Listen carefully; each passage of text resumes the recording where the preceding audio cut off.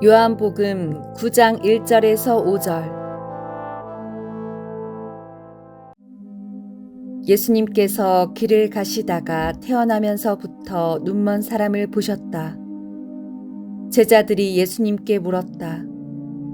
스승님, 누가 죄를 지었기에 저희가 눈먼 사람으로 태어났습니까? 저 사람입니까? 그의 부모입니까? 예수님께서 대답하셨다. 저 사람이 죄를 지은 것도 아니고 그 부모가 죄를 지은 것도 아니다. 하느님의 일이 저 사람에게서 드러나려고 그리 된 것이다. 나를 보내신 분의 일을 우리는 낮 동안에 해야 한다. 이제 밤이 올 터인데 그때에는 아무도 일하지 못한다. 내가 이 세상에 있는 동안 나는 세상의 빛이다. 주님께서 태어나면서부터 눈먼 사람과 마주치십니다. 여기서 눈이 먼 사람이란 상징적 의미를 가지기도 합니다. 자기 자아를 상실한 사람이란 의미도 있다는 것입니다. 사회심리학자인 솔로몬 애쉬는 사람이 과연 얼마나 자율적인가, 다른 사람들의 말에도 흔들림 없이 살 수 있는가에 대한 연구를 하였습니다.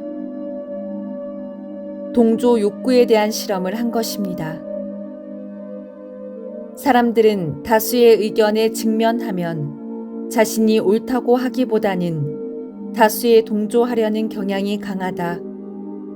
사람들은 불확실한 상황 안에서는 타인의 예측을 준거틀로 삼는다는 가정하에 실험을 한 결과 집단의 의견에서 벗어나 독자적으로 대답한 사람은 아무리 여러 번 실험을 하여도 다수에 순응하지 않았지만 집단에 따르기로 선택한 사람은 끝까지 그 패턴을 벗어나지 못하는 모습을 보였습니다. 그러나 자기 의견을 고수한 사람들도 집단 속에 어울리고 싶어서 집단의 말을 따르고 싶은 유혹에 흔들리긴 하였지만 그런 유혹은 이겨내고 자기 의견을 고수한 것입니다. 동조 욕구는 공동체의 균형을 유지하는데 아주 중요한 개념입니다. 대개 공동체원들은 누군가를 비난할 때 별로 근거 없는 이야기란 것을 알아도 사이가 안 좋아질까봐, 자칫 비난받는 사람과 한편으로 여겨질까봐 자기 의견을 여간해서는 말하지 않으려고 합니다.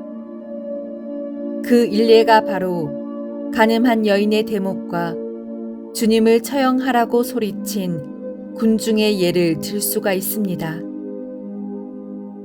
확실치 않은 상황임에도 불구하고 아는 사람들의 분노에 찬 소리에 동조하지 않을 수가 없어서 간음한 여인에게 돌을 던지려고 하였거나 주님을 처형하라고 소리를 쳤던 것입니다.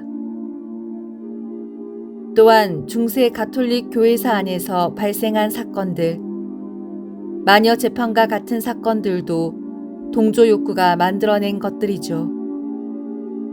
동조 욕구가 신앙생활뿐만 아니라 일반 사회 안에서도 깊이 숙고가 되어야 하는 이유는 미국의 메카시즘, 우리나라의 반공 컴플렉스와 같은 사회적 문제와 맞물려 있기 때문입니다. 그러면 동조 욕구에 약한 사람들은 어떤 사람들인가? 대개 심리적으로 의존적이고 허약한 사람들이거나 깊은 생각을 하지 못하는 감정적인 충동에 잘 휩쓸리는 미성숙한 사람들이 이런 욕구에 쉽사리 허물어집니다. 눈먼 사람들이죠. 그래서 성숙한 신앙인이 되려면 기도뿐만 아니라 깊은 사색과 독서를 통하여 자기 생각을 세워가야 한다고 하는 것입니다. 복음에서 주님께서는 당신이 세상의 빛이라고 하십니다.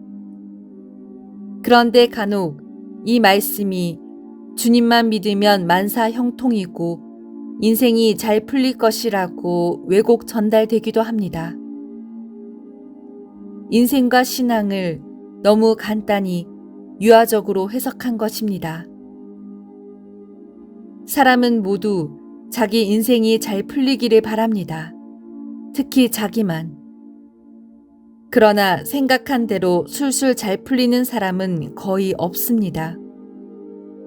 그래서 많은 이들이 하다가 포기를 하거나 혹은 점집을 찾아서 생면부지의 점술가의 예언으로 자기 앞날에 대한 근거 없는 자신감을 갖고자 하거나 혹은 주술적 기도의 도움을 받고자 합니다.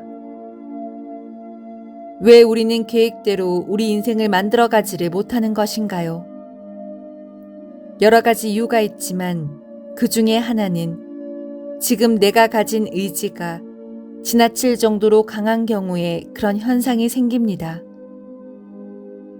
어떤 일을 할 때에는 의기투합 혹은 결연의지를 갖고 시작을 합니다. 그리고 앞으로 어떤 일이 생겨도 초심을 잃지 말자고 하고 그런 마음가짐을 계속 가질 것 같은 착각을 하기도 합니다. 그러나 인생이란 그렇게 단순하지 않죠. 인생길은 먼 산 정상을 향하여 가는 길이고 지도를 보고 먼 나라를 향해 가는 항해 길과도 같은 것입니다. 그런데 멀리서는 지척처럼 보이는 정상으로 향하는 길은 절대로 만만치 않습니다. 보이지 않던 변수들이 속속 나타나서 산행을 하는 이의 발목을 잡는 것입니다. 항해 길도 그렇죠. 지도상에는 태풍도, 풍랑도, 변덕스런 날씨도 나와 있지 않습니다. 그래서 항해 길이 늘 순항이길 바라는 것은 유아적 사고방식입니다.